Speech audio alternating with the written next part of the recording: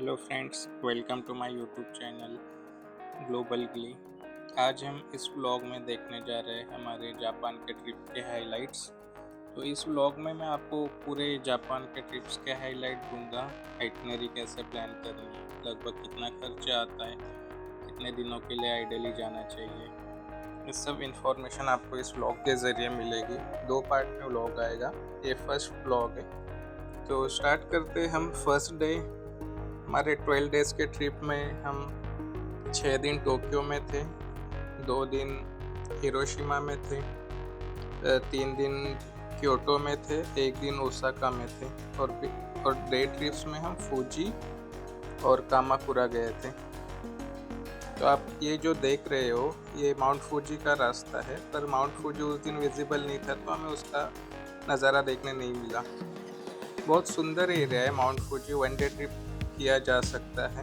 मैं एडवाइस करूँगा कि आप एडवांस में ही शिंजुकू स्टेशन से बस बुकिंग कर ले और mount Fuji return trip. Next day हम गए थे टोक्यो स्टेशन देखने के लिए। ये जो आप देख रहे हो, ये टोक्यो स्टेशन है। बहुत सुंदर स्टेशन है, हिस्टोरिक आर्किटेक्चर है और दिखने में बहुत सुंदर लगता है। यूजुअली ज़्यादा क्राउडेड नहीं रहता, मोस्टली टूरिस्ट ही रहते हैं यहाँ पे, क्योंकि सब अंडरग्राउंड है। बाकी वहाँ से हम गए थे टोक्यो के सबसे फेमस टेम्पल सेंसोजी टेम्पल में।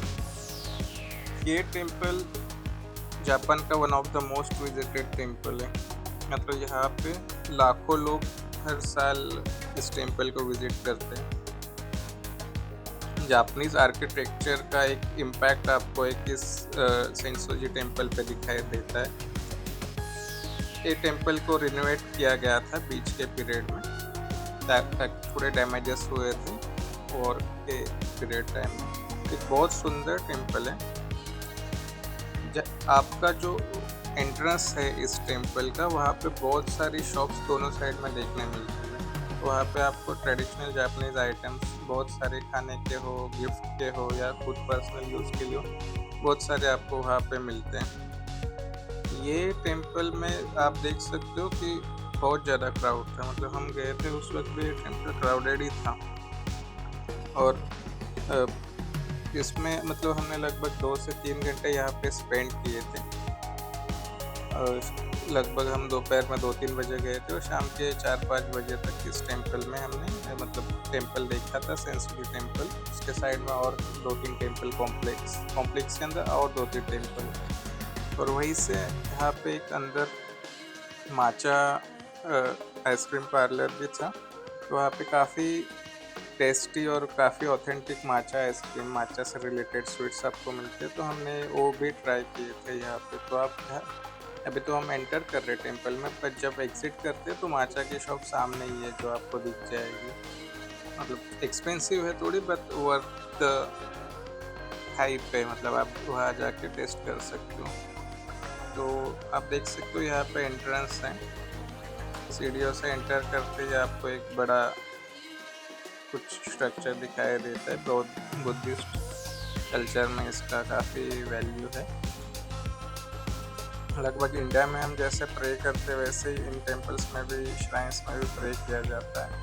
सिर्फ यहाँ का डिफरेंस ये है कि यहाँ पे मतलब कोई शूज़ वगैरह बाहर नहीं निकालता। आप टेम्पल के सैंक्टोरम तक शूज़ पहन के जा सकते हो, कोई दिक्कत नहीं है। यहाँ पे यूजुअली लोग कैंडल्स या फिर अगरबत्ती वगैरह जलाते हैं टेम्पल्स में, और अपने जैसे ही हाथ जोड़ के जो देती है या जो श्राइन में जो मूर्ति है उसकी पूजा करते हैं। इनके टेम्पल्स में मोस्टली बुद्धा होते हैं और कुछ टेम्पल में कुछ अलग फिगर्स होते हैं जो हम पहचान नहीं पाए। ये जो दिख रहा है ये पूरा टेम्पल कॉम्प्लेक्स है, काफ़ी सुंदर है। तो आप, और एक राइट साइड में काफ़ी सुंदर पैगोडा भी था जो 5 स्टोरी टॉल था। तो इसका जो हमने फ़ोटोज़ और वीडियोज़ लिए थे काफ़ी सुंदर आए थे। मतलब ये प्लेस ऐसे है कि जहाँ पे आप 3 से 4 घंटा, नॉट मोर देन दैट, 3 घंटा तक आप आराम से स्पेंड कर सकते हो। वहाँ से हार्डली आधे किलोमीटर पे ये रिवर है, तो हम एक्सीडेंटली उस साइड पे रोड पे टेंपल से एग्जिट करने बाद लेफ्ट साइड चले गए, तो वहाँ पे हमें ये स्पॉट लोकेट हुआ था। तो शाम का वक्त था, 5-6 PM हुए रहेंगे। वहाँ जाके बेंचेस थे, वहाँ पे बैठ गए थे। काफ़ी सुंदर नज़ारा था। सामने आपको टोक्यो स्काई ट्री देख सकते हो, एक गोल्डन बिल्डिंग है। फिर शाम को हम वहीं से चले गए इनका इलेक्ट्रॉनिक सिटी में। लाइक एरिया है जहाँ पे पूरे इलेक्ट्रॉनिक्स के सामान मिलते, पर हम जब तक पहुँचे तब तक मोस्टली शॉप्स वगैरह बंद हो चुकी थी, तो हमें ज़्यादा कुछ देखने नहीं मिला। इसको गेमिंग डिस्ट्रिक्ट भी बोलते हैं इस एरिया को। मतलब आप सुबह के टाइम का पता नहीं, पर रात में वर्क नहीं था मतलब। फिर नेक्स्ट डे हम चले गए थे कामाकुरा 1 डे ट्रिप के लिए। तो 2 ट्रेन चेंज करने के बाद हम टोक्यो से टोक्यो से 2 ट्रेन चेंज करके हम लगभग 2 घंटे की जर्नी करके कामाकुरा पहुंच गए थे। तो आप ये जो देख रहे हो, ये मस्ट कोस्टल रूट से ट्रेन जाती है। ये छोटी ट्रेन होती है, मतलब not big size train, small size train. आप कैबिन तक यहाँ पे वॉक कर सकते हो। कैबिन से जो नज़ारा आता है वो देखने जैसे होते हैं, मतलब बहुत खूबसूरत ट्रेन होता है। दोनों साइड्स पे घर रहते हैं और बीच में से ट्रैक जा रहा है, और 1 वे है। मतलब अगर सामने से ट्रेन आ रही हो तो उसको साइड ट्रैक में रुकना पड़ता है। और जैसे ही ट्रेन कामाकुरा के साइड में जाते हैं तो एक साइड पे सी होता है और एक साइड पे घर वगैरह आपको दिख जाते हैं। तो ये जो नज़ारा है आपने काफ़ी वीडियोस में वगैरह देखा रहेगा, काफ़ी सुंदर है। मतलब कामाकुरा तो मैं रिकमेंड करूँगा, अगर आप के पास 1 या 2 दिन हो तो 1 डे रिटर्न या फिर 1 डे स्टे आप कामाकुरा में कर सकते हो। लगभग 4 to 5 प्लेसेस है जो आपको विजिट करनी सकते हो कामाकुरा में। एक बहुत बड़ा श्राइन है जहाँ पे आपको बुद्धा का स्टैचू दिखाई देता है। और ये जो आप देख रहे हो, ये यहाँ पे लोग अपनी विश मांगते, मतलब लकड़ी के ऊपर अपना विश लिख के श्राइन के बाहर हैंग कर देते। तो जापानीज कल्चर में ऐसी मान्यता है कि आपकी विश पूरी हो जाती है। तो अलग अलग लोग, यंगस्टर्स वगैरह अपनी विश यहाँ पे मांगते हैं इस जगह पे। ये आप देख सकते हो कामाकुरा का, ये कामाकुरा का नहीं है, कामाकुरा का नेक्स्ट स्टेशन है यहाँ से। ऐसे हम एक श्राइन गए थे, तो वहाँ पे आप देख सकते हो कितनी सुंदर ट्रेन आ रही है। तो काफ़ी अच्छा एक्सपीरियंस था कामाकुरा का हमारा ओवरऑल। मतलब यहाँ पे हमें कुछ ऐसा दिक्कत नहीं लगी। थोड़ी परेशानी हुई थी ट्रैवल पे, बट दैट इज़ ओके। फिर रिटर्न जर्नी पे हम, मतलब मोस्टली आप कहीं पे भी जाना हो टोक्यो में या फिर टोक्यो के आसपास, आप ट्रेन से जा सकते हो। जापान की एक विशेषता यह है कि जापान के लोग ट्रैफिक रूल्स और बहुत अच्छे से फॉलो करते हैं, और सिविक सेंस तो उनका इतना अच्छा है कि पूछो मत। पूरा रोड खाली हो फिर भी कोई सिग्नल क्रॉस नहीं करेगा। सिग्नल क्रॉस करते हुए अगर कोई दिख जाए तो मोस्टली यूरोपियन, अमेरिकन और इंडियंस ही देखते, पर जापानीज लोग रूल्स फॉलो करते ही है। तो यहाँ पे हम रुके हुए थे, सिग्नल का वेट कर रहे थे, 1.5-2 मिनट का सिग्नल था। फिर जैसे ये देख सकते हो आप, जैसे यूरोपियंस जा रहे, रेड सिग्नल है फिर भी, पर लोग रुके हुए थे। वो प्रॉपर वहाँ पे जेब्रा क्रॉसिंग मार्किंग वगैरह आपको दिख जाती है रोड्स पे। ये हम कामाकुरा में ही है। तो अच्छी ट्रिप थी कामाकुरा की। कामाकुरा में आपको इनके जापानीज माचा टी या ऑथेंटिक शॉप से, फिर यहाँ पे जो इनका ट्रेडिशनल स्वीट है डोरिया की, इसके भी बहुत सारे शॉप्स है। आप गूगल मैप्स पे कोई भी बेस्ट डोरिया की शॉप नियर मी और रेस्टोरेंट नियर मी आप ऐसे सर्च कर सकते हो, मिल जाते हैं। मतलब ऐसे कोई दिक्कत नहीं है। और मोर और लेस सबका टेस्ट सेम ही होता है। मतलब हमने 2-3 अलग अलग जगह से ट्राई किया था, पर ज़्यादा डिफरेंस नहीं रहा। मतलब रोड साइड से भी किया था, अच्छे रेस्टोरेंट्स में भी किया था, पर सबका टेस्ट मोर और लेस हमें 5-10% से सेम ही लगा। और जापान में रेस्टोरेंट्स हो या रोड साइड स्टॉल्स हो, हाइजीन का बहुत ध्यान रखा जाता है, तो आपको उस बारे में फिक्र करने की कोई ज़रूरत नहीं। जापान में वर्ल्ड का बेस्ट स्ट्रीट साइड फूड भी मिलता है, रेस्टोरेंट भी खूब अच्छे होते हैं। वहाँ से मतलब 5 दिन टोक्यो में घूमने के बाद हम जापानीज मेट्रो से जो बुलेट ट्रेन होती है, बुलेट ट्रेन लेके हम नेक्स्ट सिटी गए थे, वहाँ से हिरोशिमा क्योटो गए थे, क्योटो। तो लगभग 2 घंटे का जर्नी था क्योटो, टोक्यो से क्योटो। और काफ़ी सुंदर जर्नी था मतलब। और ये हमारा फर्स्ट टाइम था किसी भी बुलेट ट्रेन में बैठने का, तो हम काफ़ी एक्साइटेड थे कि विंडो से कैसे नज़ारे दिखते हैं। सीट्स पहले ही रिजर्व कर ली थी। आपको अलग अलग प्लेटफॉर्म पे, जैसे हमने तो क्लूक से बुक किया था टिकट, तो अलग अलग प्लेटफॉर्म से आप टिकट बुक कर सकते हो। और एक इम्पोर्टेंट बात थी कि हमें जाना था पूरी ट्रिप में Tokyo, Kyoto, Osaka, Kamakura, Hiroshima. तो इस रीजन को कंसाई रीजन भी बोलते हैं।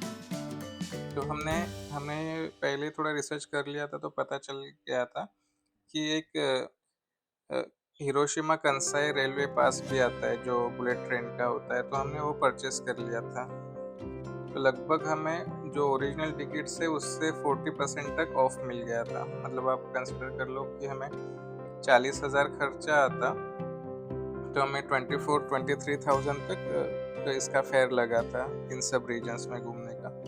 और अनलिमिटेड राइड्स है, इसमें कोई रेस्ट्रिक्शंस नहीं है। आपको जितनी बार जाना है उतनी बार ट्रैवल करो। रिजर्वेशंस, आप सीट्स चेंज कर सकते हो, आप ट्रेन चेंज कर सकते हो, आपको जैसे यूज़ करना है उस तरीके से आप चेंज कर सकते हो। और ये क्योटो में भी चल जाता है पास। और टोक्यो में मेट्रो में नहीं चलता है, ये सिर्फ इंटरसिटी जो बुलेट ट्रेन है उसी के लिए चलता है।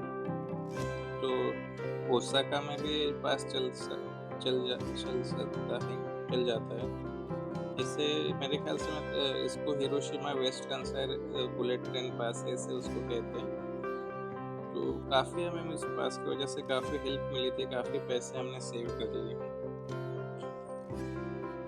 टोक्यो से क्योटो जाते वक्त हम राइट साइड से बैठे थे, तो अगर आप लकी हो तो आपको माउंट फूजी का व्यू भी देखने मिल सकता है। अगर आप अर्ली इन द मॉर्निंग की मतलब अराउंड 8-9 AM मैक्स तक की अगर बुलेट ट्रेन बुक करते हो और राइट साइड्स के सीट्स बुक करते हो, तो आपको काफ़ी चांसेस है कि आपको रास्ते में माउंट फूजी का व्यू दिख सकता है।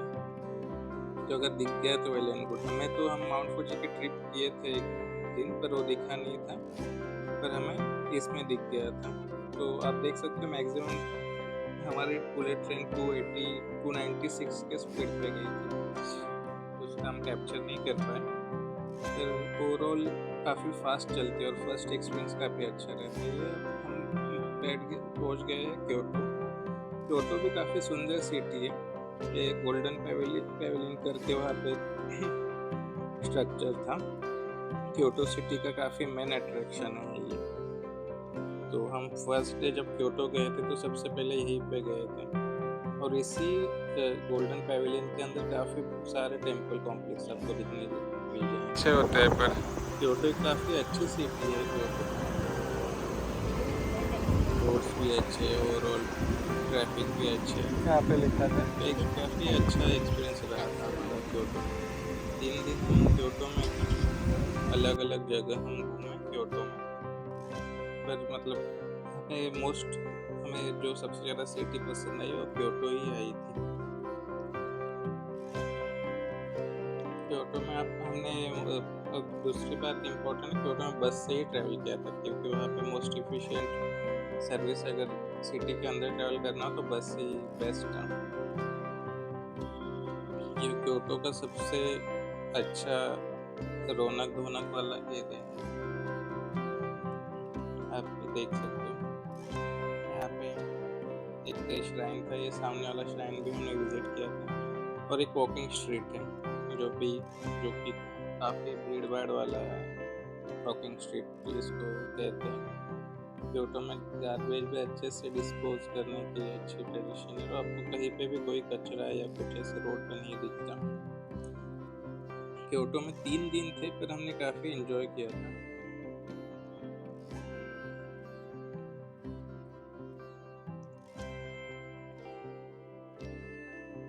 टोक्यो में हमने पूरे जापान ट्रिप में हमने एक ही बार टैक्सी यूज़ की। टैक्सी काफ़ी महंगी है वहाँ पे जापान में। मतलब आपको एग्जांपल दो तो 2 किलोमीटर 3 किलोमीटर हम गए थे टैक्सी से, पर 3 किलोमीटर के हमें लगभग 2,000 रुपये पे करने पड़े थे। फर्स्ट दिन जब हम लैंड किए थे तो हमारे होटल तक जाने का 3 किलोमीटर का ही डिस्टेंस था, पर धूप ज़्यादा थी इसलिए हमने टैक्सी कर ली थी। तो टैक्सी का बहुत ज़्यादा फेयर था, तो उसी दिन टैक्सी यूज़ की। बाकी मोस्टली हमने टोक्यो में मेट्रो से, क्योटो में बस से, हिरोशिमा में ट्राम से ऐसे ट्रैवल किया, और बाकी सिटीज़ में तो मेट्रो थी। तो इस तरह का हमारा ओवरऑल ट्रिप रहा। नेक्स्ट व्लॉग में देखते हैं बाकी। Thank you.